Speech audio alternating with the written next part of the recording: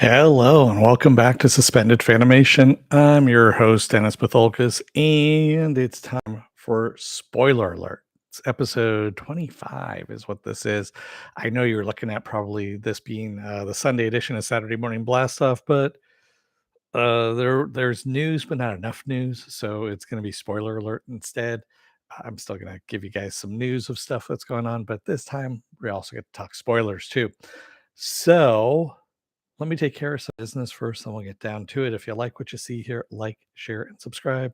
If you're still on the fence about subscribing, take a look at the video that pops by the very end here. YouTube takes the algorithms of all the stuff you've been watching, tries to match it as best as possible to one of the videos in my vast video library and pops it up here just for you. And if you like what you see there, if you can, please hit that little subscribe button down below there. And also, if you can hit that like button and the share button as well, that'd be great. And if you're feeling lucky or feel like gambling, you can hit that bell down below, and it's a 50-50 chance of YouTube actually notifying you. Best thing to do is go over to suspendedfanimation.com. Take a look at the schedule I have up there. I change it every week. Also, I have all the links to my social media and all the links to my pages out there as well. All right. So I just realized I didn't get a chance to straighten that out a little bit, and it's all on me. There we go. So I'm just going to hit you with the big news first of the week. It happened last Monday, so it's almost a week ago now. Um, Harrison Ford has signed on to the MCU. He is going to play General Thaddeus Thunderbolt Ross in Captain America 4 in Thunderbolts. And you're saying, wait a minute, what about William Hurt? Well, William Hurt passed away in 2019 from cancer. He didn't make it well known that he had cancer, and so it was kind of a shock to everybody when he did pass away from it. So he was actually General Ross for a while there, well, for a long time in the movies. And when he passed away, they, of course, needed to recast. And so Harrison Ford is coming in, and this is great news. Why is this great news? Because in the comics, General Thunderbolt Ross there becomes the Red Hulk. Yeah. So we know that the Red Hulk is coming. You know this, especially since he's going to be in Captain America 4. He's going to be in Thunderbolts. So Red Hulk is going to be in Thunderbolts at this point. Hey, no problem, Pen. Um, so yeah, that is awesome fucking news that he's going to be in this. And we kind of know where we're heading with the MCU. And as a result of all this, we're most likely getting the Young Avengers as well in all of this as well. They've been setting up the Young Avengers for a while now, so that's no surprise either. Um, good stuff coming up. I'm going to be talking about Shazam, not Shazam, Black Adam. I saw Black Adam on Thursday, but I'm not going to be doing a review of that until Tuesday, giving people enough time to see it or not see it, whatever they're going to do. And you can wait for the review on Tuesday. So I won't be talking about that in this spoiler alert, but I'll be talking about it on Tuesday. But I can talk about other stuff as well. I'm going to be covering The Peripheral, which is the William Gibson novel turned Amazon series with Chloe Moretz in there. It's on Amazon Prime. The first 2 episodes have dropped already. They're doing new episodes every Friday, so that looks like it's going to be a Friday podcast there. I'll do the first 2 episodes. I'm thinking that's going to be like a Wednesday, Thursday, and then do the new episode on Friday. That's what I'll do. So that way we can cover all of that. It is sci-fi, so that's kind of where we're going. And there's really, we're kind of in a lull at the moment of stuff coming out. It'll pop back up again. As a matter of fact, go over to suspendedfanimation.com. Look what's coming up here in the future. So we've got Tales of the Jedi coming out this week as well. Also, the Mysterious Benedict Society season 2 is coming out on Disney Plus. Titan season 4 is coming out on November 3rd. So things of that nature are coming out. Yeah. So there you have it. Some other movie news. Walter Hamada who was running the DCEU for the last 4 or 5 years, somewhere around there, is out now. He is no longer going to be at Warner Brothers. He's departed the studio, and they finalized his exit. So he's been at Warner Brothers for 15 years. And again, he's been running the DCEU since 2018. He actually had his contract re-upped in January 2021. That was going to take him through 2023, but he's exited a little bit early there. And I believe the last thing that he is an EP on is Black Adam. So I think that's the last we're going to see of his name on anything attached to him. I don't think he's, well, it might be Aquaman 2 as well that we might see him on, but good riddance. That's all I can say. Yeah, he's made a lot of bad mistakes in the DCEU. And again, they need somebody. They've even said this as well. They being Zaslav and all the people that are running Warner Brothers right now. They need a Kevin Feige of some sort for the DCEU in order to, get those movies up to snuff, if you will. And yeah, I don't know. I'm hoping they find somebody. They had somebody lined up at one point, and he bailed on it. Dan Lin is his name, and he took off as well. And they also had Emma Watts, who was up for the possible lead as well, and she bowed out as well. So who knows what's going to happen with that. What else do we have going on? Oh yeah, and then also Warner Brothers canceled the Zatanna movie. So that's the other thing that got killed in all of this. Um, mm, yeah, I'm not too happy about that one. But then again, I am happy about it because it's not under Hamada's watch, because it would have just been shitty. He would have made her into some kind of, you know, uh, pretty much what the DCEU has done is just made, it's a female led cast. Let's make it slutty kind of thing. It's like, all right, sure, whatever. Instead of actually giving a story to it. Just go back and look at Birds of Prey. That's all I'm going to say. That was a shitty fucking movie. And yeah, the one with Harley Quinn. What is it? The really long, obnoxious title that it had to it. Yeah, that's all you have to take a look at. So, and tonight, of course, is the finale of House of Dragons, season finale of House of Dragons, and supposedly it's been leaked already. I didn't see the leak. I haven't looked at the leak. I haven't looked at any news that pertains to the leak, so I don't know what's going on as of yet, because I'll be covering that tomorrow. That's what I'm going to do. But from what I heard, people are disappointed. Go figure. Oh, and going back to the Peripheral, by the way, Lisa Joy and Jonathan Nolan are both executive producers on that. So take with that what you will, from Westworld. So they're just the producers. They're not doing any of the writing or anything like that. They're just the money at that point. Hey, Stanley, you already saw the leak, Stanley? Yeah, I haven't bothered with it. I figured I'd wait till it comes out and I can watch it in 4K. Oh, and so supposedly, Tim Burton's doing a live action remake of Dumbo. Or no, he did the live action remake for Dumbo in 2019. I forgot about that. So that might be Tim Burton's final Disney movie. He doesn't like working with Disney anymore. So go figure. I mean, honestly, Tim Burton is not Tim Burton anymore. He does not do Tim Burton-esque movies anymore. Uh, I can't tell you when the last Tim Burton movie was that I actually enjoyed. So, yeah.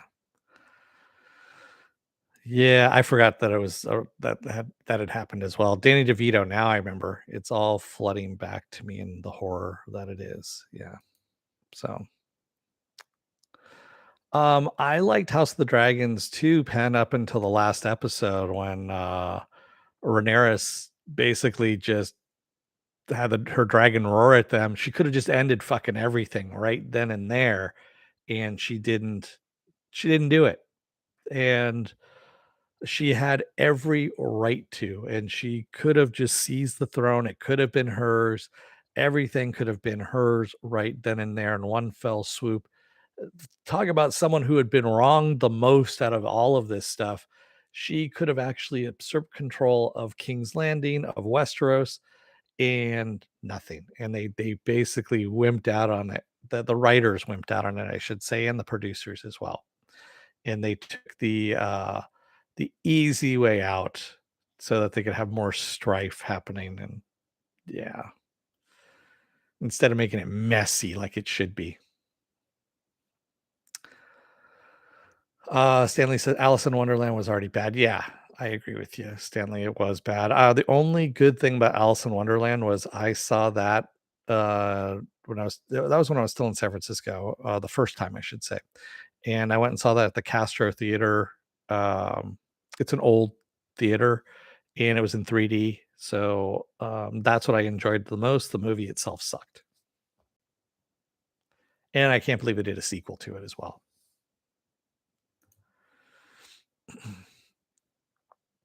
Oh, The Conjuring 4 is officially a go now from James Wan, or from the I should say the writer of Aquaman 2.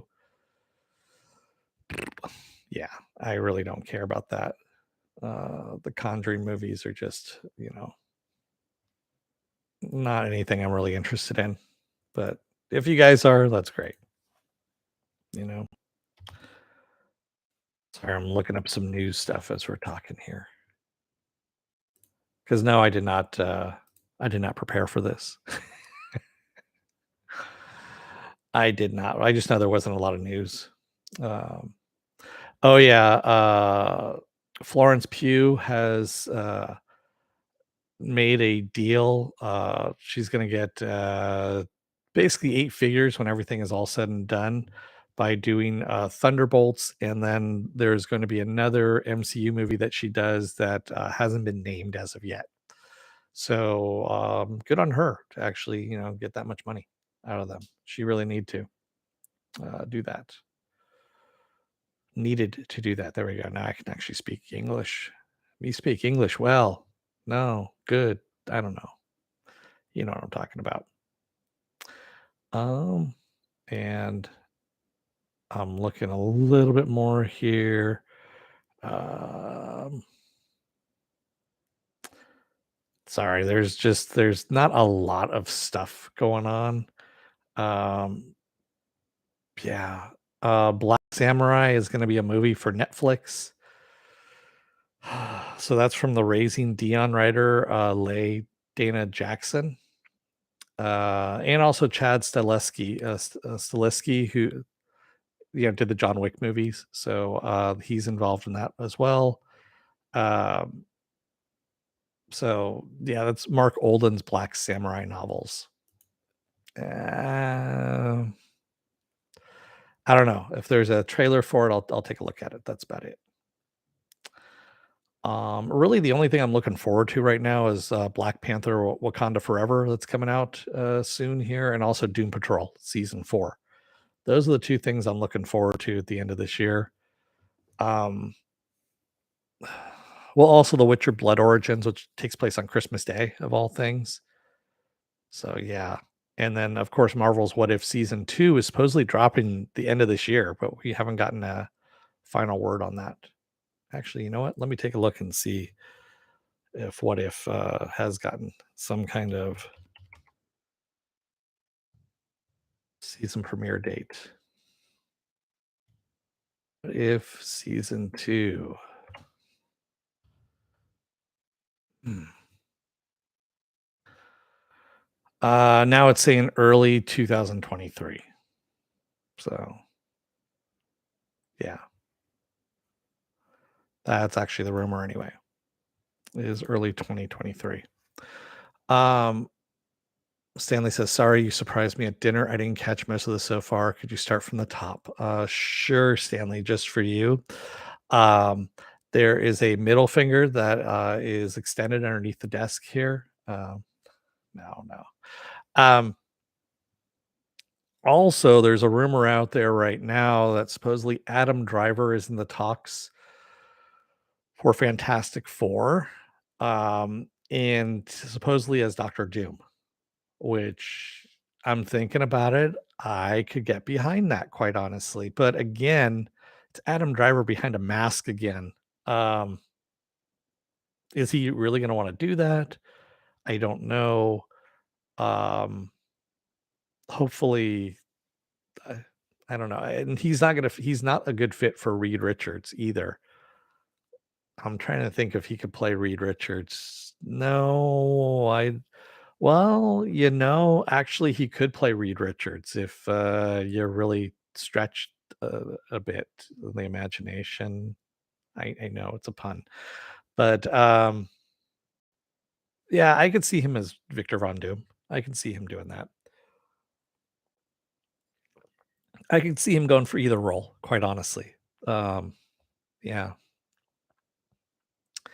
I know what you mean, Stanley. I would rather see him, quite honestly, I'd rather see him as Reed Richards than I would as Victor Von Doom. Now that I'm thinking about it, I could see him as Reed Richards. Yeah, I think that could be a bit better there. What else do we have here? There's really not, like I said, a lot of stuff that came out. I saw the trailer for Creed 3, by the way, which looks unsurprisingly a lot like Rocky 3. Uh, it really does. It looks a lot like Rocky 3, and I was just like, okay. I mean, Jonathan Majors is huge in this. I mean, he's just jacked. And I was like, all right. I mean, and he's playing the Clubber Lang kind of character, only a lot more subtle than Mr. T did. So, yeah, it's interesting. I'll watch it when it comes out on streaming someplace. I'm not going to pay and see in the theaters. I didn't pay the see the second one in the theaters either. So, and I was pleasantly okay with that. Um, what else here? That's pretty much all I got in news wise. I mean, there's really not a lot of. Um, I didn't watch Halloween Ends. I've heard it's pretty crappy for the most part. Um, I heard that Jason's in it like minimally. He like shows up for a cameo almost, or not Jason, but fucking Michael Myers shows up almost like a cameo. It's like, hey, remember me? I'm actually in this franchise, and then kind of bows out. Stanley says I was never a Rocky fan, never watched most of them, so I can't really comment. Yeah, I understand. Actually, one of the big news things is so Blade. Remember, they lost their director, which forced the Blade reboot to move back a bit. Well, now they're saying that Michael B. Jordan might be attached as director or is in talks to become the director of Blade. And that would actually be a great fit, I think. And I would love to see that happen. I hope Michael B. Jordan does sign on for that. That's a rumor at the moment, but that would actually be pretty good. Um, and yeah, that's pretty much all I've got there for news. Um, as to what I'm watching right now, I'm not really watching a lot, to tell you the truth. I stopped Andor. I stopped doing the reviews of Andor just because it's fucking boring. Yes, I understand it's supposed to be the setting up of the Rebel Alliance, but why are you focusing on Andor? Andor has nothing to do really with with the setup of the Rebel Alliance. It's all Mon Mothma. What the title of the series should have been was Mon Mothma, and they should have only stuck to 6 episodes and focused on her making her way through the Senate, and of course funneling that money through, and then finally having to escape the Senate to form the rebellion. That's pretty much what your story should have been right there, not involving Andor whatsoever, because Andor is Han Solo light. He was always modeled after Han Solo and was supposed to take over that character and that character esque kind of. I mean, honestly, he parallels everything that Han Solo went through. Only it's really shitty. It's It's it's like near beer is what this character is. Han Solo is like regular beer, and Andor is near beer, is what that is. Penn says, agreed. I liked the last episode because it was more Mon Moth. I love the Mon Mothma character, what they've been doing with that. And if they stuck to that and it was just tighter, I really give no shits whatsoever about the Imperial dude who lost his job and had to go back to living with his mother. I really could give two fucks about that whatsoever. I find that as wasted film. The heist, you could have spent literally 30 seconds on that and gotten away with it and said, "Hey, there you go." It's boring. It's really boring. Stanley says, "How did you like the She-Hulk finale? Didn't watch your review yet. I love She-Hulk." So, uh, yeah. She-Hulk is one of my favorites, Disney Plus series. The only thing that beats it out, and only by a smidgen, is Werewolf by Night. Quite honestly, Werewolf by Night is at the top. She-Hulk is just right there, almost even with it, almost neck for neck. Hey, Siri ish, Siri ish. So, you're watching Let the Right One In. Which version of Let the Right One In, Stanley? There's the original version. There is the American version. There is the series, I believe, that's out, and then I think there's another version of Let the Right One In uh, right now, where they're all claymation or something like that. I can't remember which one it is. There's like 15 different versions of Let the Right One In now.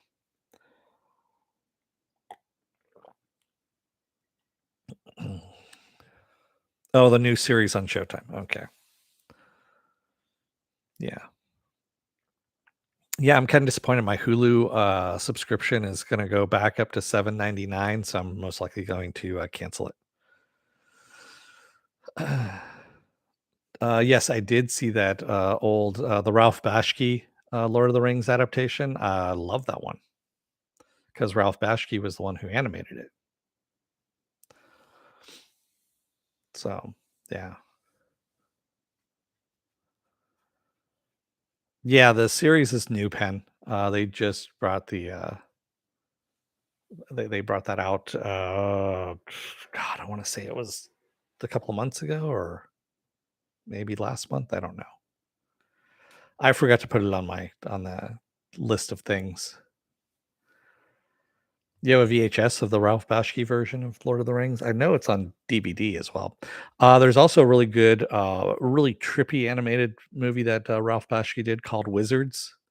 That's always a classic, a perennial classic. It's very, very trippy. And of course, there's also Fritz the Cat, which is, I believe, an X-rated cartoon. It was an X-rated cartoon at the time. Yeah, the wearer of the ring, the bearer of the ring. Yeah. Um. Yeah. Speaking of rings, Lord of the Rings, the Rings of Power just kind of sucked.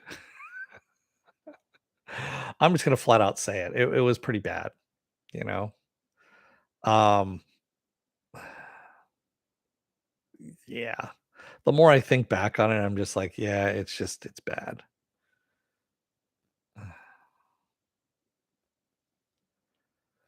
Yeah, there was a lot of rotoscoping. You know what? It takes a lot of people give rotoscoping they shit on rotoscoping until they try and do it. If you try and do it, it's actually pretty fucking involved as well. It's just as difficult, if not more difficult than animating. It really is. It's hard to do. Go back and talk to Richard Linklater, who rotoscoped A Scanner Darkly. That's the one with Keanu Reeves and Winona Ryder, and he rotoscoped that entire fucking movie. And that took him, I believe, 3 years to do that movie because he had to rotoscope it. And it's a great movie. Um, but yeah, rotoscoping is a bitch. It really is. It's a complete and total bitch. Unless you're gonna, I mean, now it's easier because we do have programs that can help you, and so you can just do keyframes, and then you can have the computer fill in all the rest of the animation, in between the keyframes. But the old way of doing it, by hand and having to go through and do your frames, fuck no, that's hard to do. I only did rotoscoping once, and that was for a horse run, horse run movement because it's really hard to do, and I was only doing keyframes, so I did 8 frames of the horse run and then animated in between, and good god, that fucking was horrible.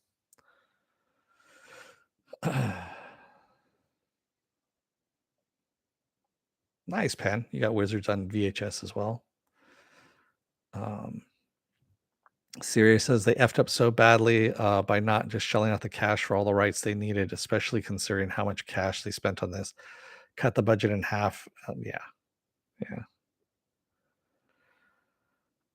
Stanley says, talking to Lord of the Rings, I hated the Rings. Yeah, that's what I was just talking about. The Rings of Power just sucked. Yeah. How do they end up screwing up so tremendously on these billion-dollar franchises, Serious? Is you have people who don't care about it that are just going, hey, this is a well-known commodity and it should bring us in a lot of money. Let's buy it. And then they have people attached to it that really just don't give a shit about it. That's pretty much how you screw up a billion-dollar franchise. That's why you have stuff like Marvel, where you have a big fanboy, a huge geeky fanboy in the name of Kevin Feige, who's in charge of all of that shit. The reason why each movie is making $1 billion.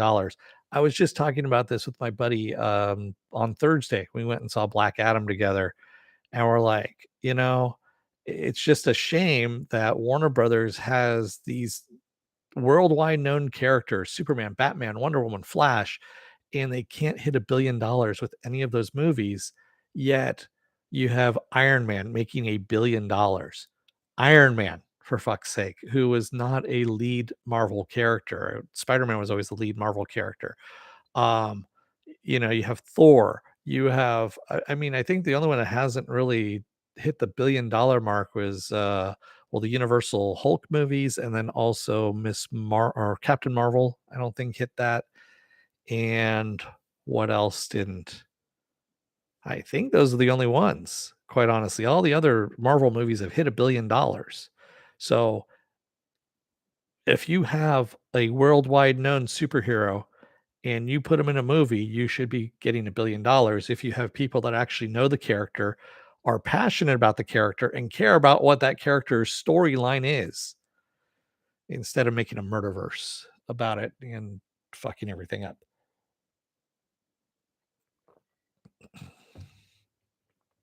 Stanley says the current Tolkien heir doesn't give a crap. Yeah.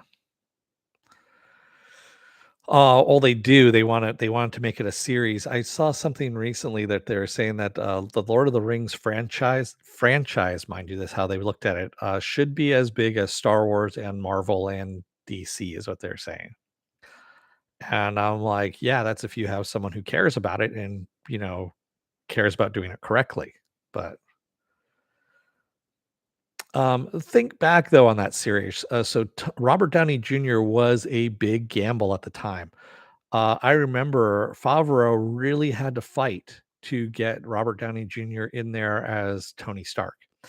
The studios did not want him. No one wanted him because of the baggage that he had beforehand. If I remember correctly, the insurance premiums on him were fucking insane. They were almost as much as the movie, if I remember correctly, at the time, because he was a recovering alcoholic, drug addict, all that kind of stuff. Again, perfect casting for the character of Tony Stark, who has gone through all of those issues. And even Robert Downey Jr. himself has said in recent years that he has a team of handlers that keep him away from all of that stuff. They keep him busy, they keep him occupied, they keep him always doing something. As he says, his idle hands, that's the reason why he got into alcohol and drugs and stuff like that, is because he was idle at the time. So now he is doing a lot of activities, and he always has someone pushing him into this next thing that he's doing, the next activity he's doing, so he doesn't fall into that trap again, doesn't fall into that pit. And um, that's the reason why he did so well with it, quite honestly. So yeah, I'm glad they didn't go with Tom Cruise. I'm really glad that Favreau fought tooth and nail with the studio to get him on there. And I believe Fahey did as well. So that was Fahey's like early on job.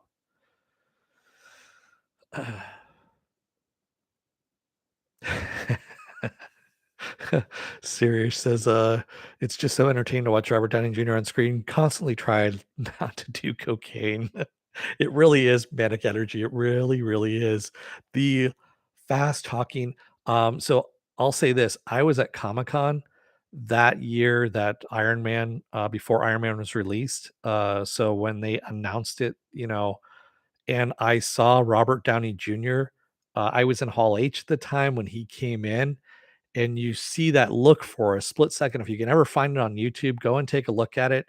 There's a split second of look on his face, like, what the fuck did I get into? And then he covers it over with a mask, like almost instantly. And it is at parts terrifying, horrified, acceptance, and then masking it. I mean, he does such a good job. And I saw him, um, God, he was out on the floor too, that year because they had the suit. They had the Iron Man suit, the Mark One, in the display case on the floor, and he went out to the floor as well. And I think I was how close was I to him? I was about 20, 30 feet away from him, and he had people, surrounding him, the guards and all that stuff. This is before Comic-Con was like the massive crush that it is now. It still was crowded, but it wasn't, as bad. But yeah, he had that same, "What the fuck am I doing here?" kinda thing. I felt sorry for him, because he really did not know what he was getting into when he got there, and, yeah, I'm sure once he learned that, I'm almost sure that he was the one that, had primed everyone else in the MCU afterwards who was coming into this, what they were getting into, and saying, "Here's what's gonna happen at Comic-Con. This is what you gotta be prepared for," and I think that's why Tom Hiddleston, when he first comes out as Loki, dressed as the Loki character at Comic-Con, he knew what to expect, and I'm fairly sure that Robert Downey Jr. prepped him on everything, and he's like, "You know what? I'm gonna give them what they want," which is the best entrance, by the way, to Comic-Con, is, um I know John Cena came out and did the same thing, but Tom Hiddleston did it first. Yeah. Sirius says, laughing my ass off. Yeah, he's a class act. He got a lot going on, but always puts on a good face. Yeah, yeah, he does. Uh, yeah, Hiddleston. So that was the other story that I have too for that year. So Hiddleston was going out with Taylor Swift at the time. Uh, and all I'm trying to do is I'm trying to get to fucking lunch. I wanted to get something to eat. And so my plans usually at Comic Con is to get as far away from the convention as I can go on foot, which is actually pretty fucking far. Uh, and get away from the convention center because I know that the stinky fat people aren't, and I'm not judging. I'm just saying there are a lot of stinky fat people that go to these things. Don't make it as far as I do to get away from the convention center. So I'm walking through past the back end of a hotel. I believe it was the Hard Rock Hotel at the time, if I'm not mistaken. And there's a crowd of people on the sidewalk. I'm like, what the fuck? I'm just gonna go through. So I'm doing my usual. Um, I know how to walk through crowds. I did enough catering in my time where there's a way you can actually just kind of walk through crowds, and it's almost like, as I put it, walking between raindrops in a way. And so I'm doing that. I'm walking through the middle of the crowd. Then there's a big gap, and I didn't know what was going on. And I look to my right, which is the street, and there's a black car with a door open, and Hiddleston is going into it. I look to my left as I'm going through the gap, and I'm passing in between Hiddleston and Taylor Swift. Taylor Swift is to my right as I go right past her, and the person behind me said that Taylor Swift looks at me, kind of looks annoyed, then looks down at my ass for a second.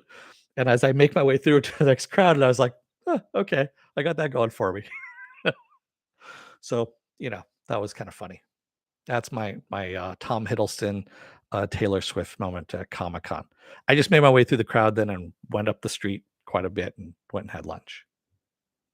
So, but yeah, so there's your Comic-Con moment. I had a lot of weird Comic-Con moments I have with celebrities and stuff like that. I bumped into Ron Perlman by accident, completely by accident. You know, um, yeah, there's been I got pushed up against Olivia Munn just when she was still a part of Attack of the Show on G4, and I was just trying to cross the street to the parking garage, and her entourage of security guards was around her, and somehow or another got pushed in between the security guards up against her. She looks horrified. I look horrified. I'm just trying to make my way to the parking garage, and I get popped back out again of the security guard cluster and make my way out. So weird shit happens. It does. As I said, walking between raindrops. That's pretty much what it came out to. Uh, I no one ever understood that couple pen. Only they did. Sorry, Pepper's being a little needy here. Do you want to come up here? You want to say hi to everybody? No? You want to come up? No, she doesn't want to. She's camera shy. So yeah, that's you know, Comic-Con tickets went on sale last week, I guess, for returnees. For returnees. I was not one of them, of course. And supposedly had glitches because they went over to a new system and I guess just completely fucked up the entire system. So I thought that was kind of funny. I'm going to try and do press pass again this year. And quite honestly, I don't feel the need to go to Comic Con now. It's there. There's not really a lot there. There's stuff that's there, but I just don't feel the need to have to go there anymore. I'm probably going to go to D23 this next year, mainly because I'm more digging what the Marvel stuff is putting out. Also, just I mean, Disney Plus is just pumping out all kinds of stuff now at this point. They are the powerhouse to watch. So I'm probably going to go to that when the tickets for that go on sale. And not as press, I'm just going to pay for it. I don't care. The D23 tickets are reasonable compared to the Comic-Con prices, you know. Plus, it's across the street from Disneyland. So there's extra added incentive to go there and do it that way. But okay, well, little dog is showing me that she needs to use the facilities, even though I've watched The Peripheral and Stanley, and I am going to be covering it. You missed it at the very beginning because I'll go over this again for you. Wednesday and Thursday, I'm going to cover episodes 1 and 2 because 1 and 2 have dropped. And Friday, I'm going to cover episode 3 because that's when episode 3 drops, is Friday. So that's going to go into the rotation of things. So there you have it. I'm not a big fan of William Gibson, to tell you the truth. The man is a self-professed Luddite. He talks a lot about technology, yet he still uses a manual typewriter to write his novels. He hands in paper copy. He kills many, many, many, many trees by doing, yeah, manual typewriters and paper. But and yet he's talking about technology. Watch the first episode, Pen. The first episode's an hour and 12 minutes long. Stanley says it's a Gibson story. I didn't know that. Yes, it's a Gibson story based on a novel. A Luddite is someone who refuses to use technology. Basically, someone who is if you're surrounded by technology and you have that item available to you, and you decide, like, instead of using a hammer, you decide to use a rock. That's a Luddite. Yeah. The actual term of Luddite, uh, Luddite's definition is a person opposed to new technology or ways of working. Yeah. And historically, it was a member of any of the bands of English workers who destroyed machinery especially in cotton and woolen mills that they believed was threatening their jobs. That's what it came about from. So it's also like sabotage. So all these words came around the same time. So, and again, if you watch Star Trek 6, I believe it was, there is a great definition of sabotage, which came from the Dutch, meaning their shoes, the sabots. They would fling their wooden shoes, the sabots, into the machinery to destroy the machinery, hence the term sabotage. There you go. I believe that was in the 17th, 16th or 17th century. Named after Ned Ludd. Yes. Siri says, so like the Smashers and Future Man. Pretty much. Yeah, they pretty much are. Yes, so Future Man is very, very, very smart and well written. It really is. And yes, that was kind of their point of the Smashers were Luddites. Yes, exactly.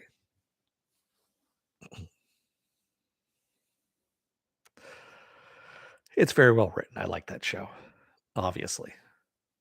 Um, I'm just a font of useless knowledge, really, is what it is, Pen. Yeah. And they got the immigration commentary. Yes, they do. Yes. Yes. And the racism. It is a great series. But my favorite still is the Cameron the Cameron episode is the James Cameron episode is probably the pinnacle of well-written television. Just because of the meta-ness of it, but it comes back around to I don't even know how to describe it. It's a meta version of meta. I really don't know, you know, how to describe it to anyone other than I just tell them to watch it.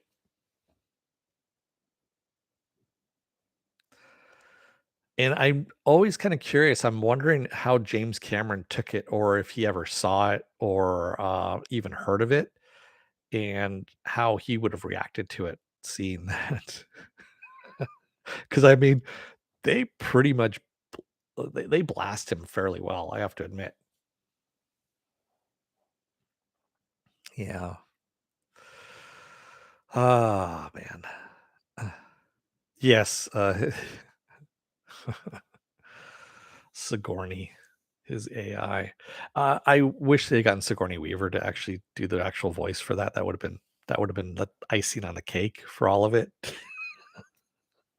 It really would have. It really, really would have. So, oh man, some funny shit.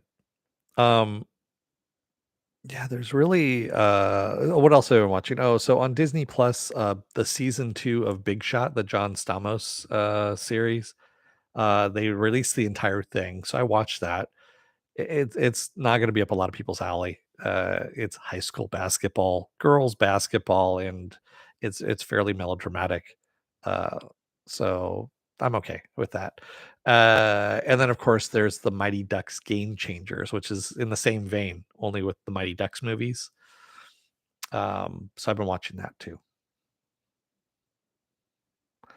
Yes, we are getting a new Cameron film this year. I believe it's going to be called uh,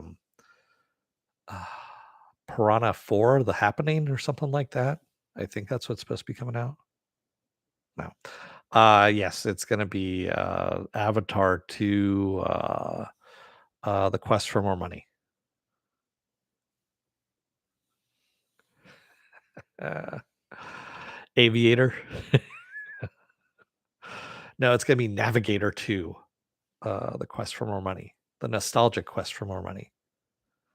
Yeah, I honestly, I really don't care about Avatar 2 through 19 that he's doing or whatever. Yeah, that was a sequel that should have been made 20 years ago when the first one came out. Now,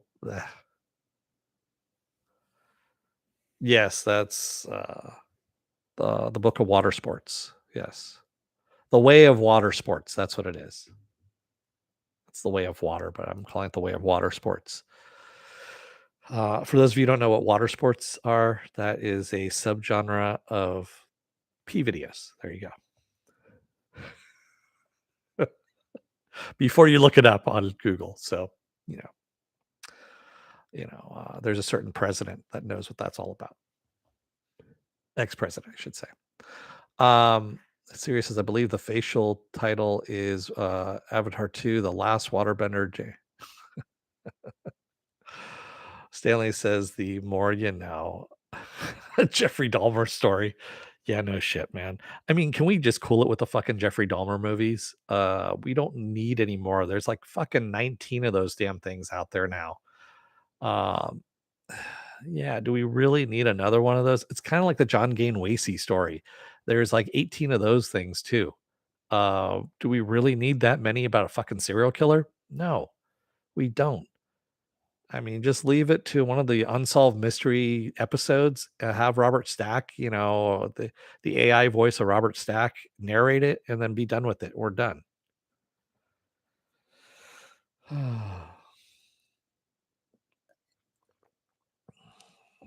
Yeah, but I mean, you don't see like 15 Jeffrey Epstein stories. Oh wait, they're probably going to be doing that too. You know. Oh, Stanley. Yeah. Yeah, I know. That's why I said that. We already know that there's Epstein movies in the works. They're already kind of going around the peripheral of it.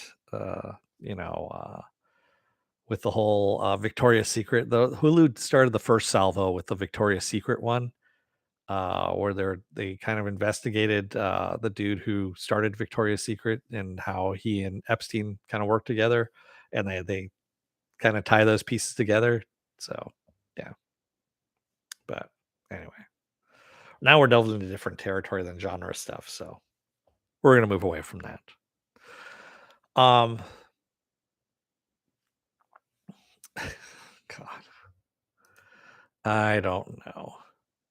So Ryan Reynolds is supposedly working with the writer from Strange World. That's the Disney animated thing that's coming out later on this year to do a movie based on the Disney theme park attraction Society of Explorers and Adventurers. So, for those of you who don't know what the Society of Explorers and Adventurers are at Disneyland, that is from the Jungle Cruise. So, you can become a member of the Society of Explorers and Adventurers, and there's actually a um, scavenger hunt that you can do at Disneyland. You can become part of that and do a scavenger hunt through Disneyland, all that kind of stuff. So there is a society, if you will, that you can join and all that stuff. And yeah. So it's kind of interesting that he's doing a movie on that. Of course, it's going to be a Disney movie, but still. I don't know, Sirius. I'm not going to go down that road. But what else do we have here? Um, huh. So, DC's Legion of Superheroes, they're going to be actually doing an animated, it looks like series. Uh, Excuse me just a moment. Let me see what they say here. Yes, it's an animated feature. I take that back. So, animated Supergirl is headed to the 31st century with Legion of Superheroes, an upcoming animated feature due out early next year from Warner Brothers Animation, DC, and Warner Brothers Home Entertainment. So Meg Donnelly is going to be voicing Supergirl. Harry Shum Jr. stars as Brainiac 5. Jensen Ackles is going to be playing Batman.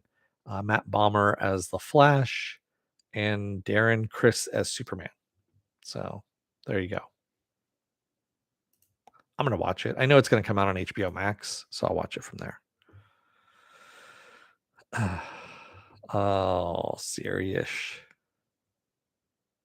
God. Oh, I'm just gonna. Speaking of sexual offenders, TJ Miller, I don't know if anyone saw this shit in the news about him saying that the reason why he has been contacted for Deadpool 3 is because Ryan Reynolds hates him. And it's like, no, it's because you're on charges for sexual misconduct and abuse, you motherfucker. Way to try and rewrite your shit. So, uh, man, I mean, there's a reason why TJ Miller no longer appeared on Silicon Valley. They wrote his fucking character out. And there's a reason why, he almost tanked the Deadpool 2 premiere because it came out just as Deadpool 2 was coming out. And they didn't invite him to the press junkets.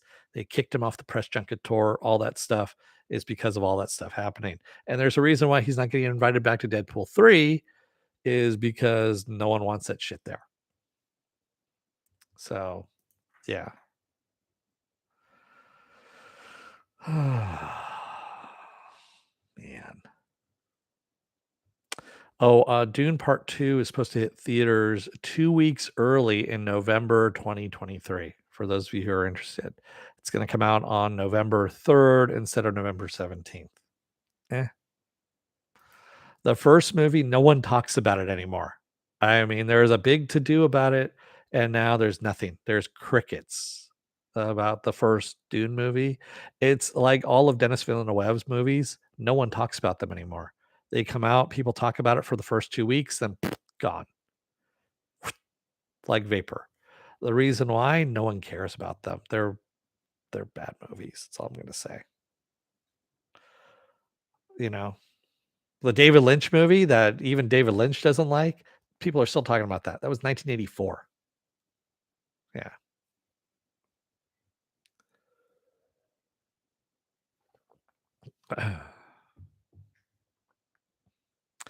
Sirius says, in his defense, Ryan Reynolds probably really doesn't like him, but he's kind of dancing around context. I agree. Yeah. Yeah. They are pretty movies, Sirius. I watched the first. I watched the one with Dennis Villeneuve. Granted, I watched it on HBO Max because I was not about to pay money to see it in the theater. Um, oh, God, I had to watch that thing in chunks just because I kept falling asleep during it. Yeah, Sting in gold wings and the little bikini, the little bikini thing. He's really hard to forget, unfortunately. They're just like, yeah, okay. Serious as I like Dune more than Blade Runner. Blade Runner, I still haven't seen all in one go.